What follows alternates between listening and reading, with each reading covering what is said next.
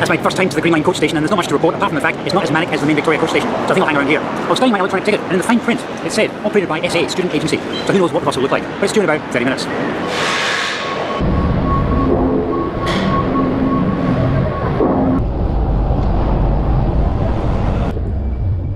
Imagine my disappointment when my confirmed seat, number 4, wasn't available. I'd hoped to get forward and side shots for this video, but the front row was kept clear as a sort of COVID buffer between passengers and drivers. Why sell this row to the public then?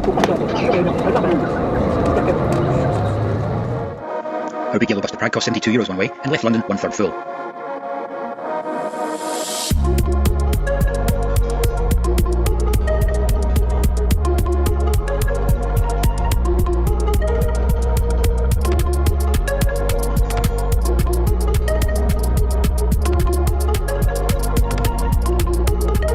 Just 15 minutes into our journey, we sat in non-moving traffic for over an hour. There was a demonstration along the Albert Embankment at Vauxhall, and so we were going nowhere fast.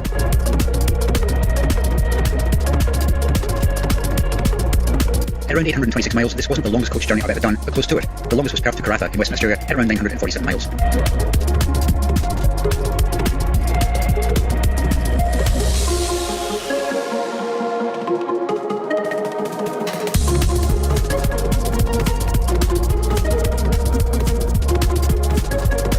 At Folkestone we left the coach for a passport check. The driver was concerned because a head count at London said 27 passengers, but we only had 26 now. This delayed us for another 20 minutes until the driver gave up and left.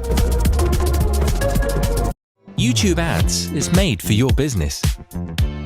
Bring your brand to life with targeted video ads and connect with the perfect audience.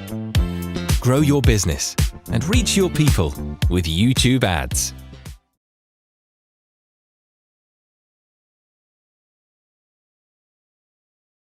Go fast, go lightning fast with Virgin Media's M250 broadband.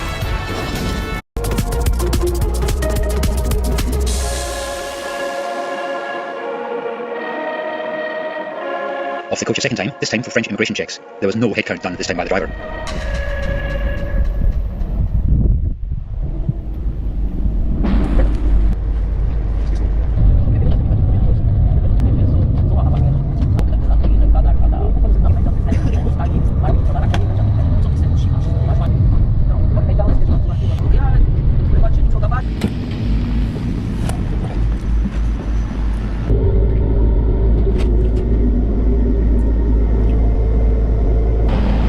Pretty cool.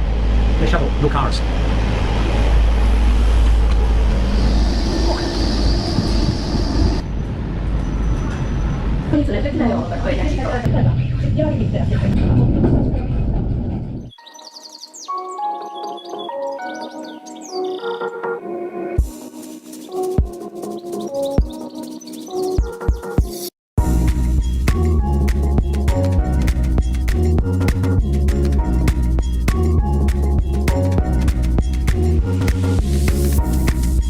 We made up around 30 minutes at Eurotunnel because it was so quiet. However, we lost an hour west of Brussels due to a breakdown on the E40 motorway.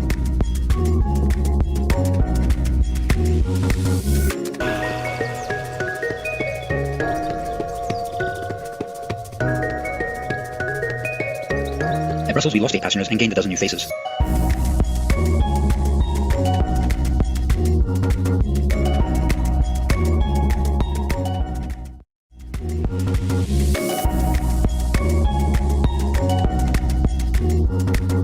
The bus stop Luxembourg was a park and ride location on the city outskirts, not very glamorous.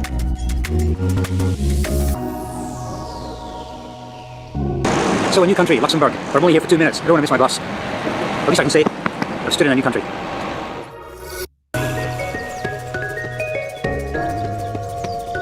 Things started getting more interesting once we left Luxembourg. Passing from Luxembourg into southern Germany, the coach driver was desperately trying to make up lost time, but we were snapped by a speed camera. At 12:30 AM, we were pulled over by the police. My guess is because we were speeding. This is the town of Fillxbus, just north of Saarbrücken and the Swiss border. This was a little bit off the beaten track, so I'm guessing the driver either got lost or there was a diversion off the A8 autobahn. We had a short break at a service station at Hamburg, at roughly the halfway point in our journey. This was the only time we were allowed to leave the coach and buy any drinks or food.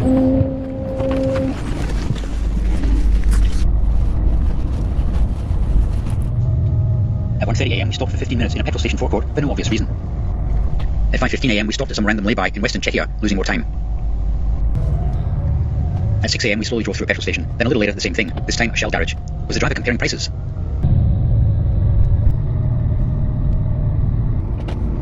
We rolled into Pilsen in Western Czechia 2 hours late.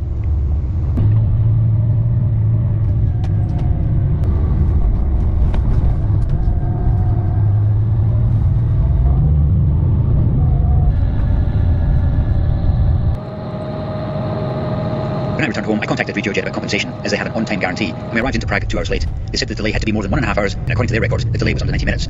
I don't think so.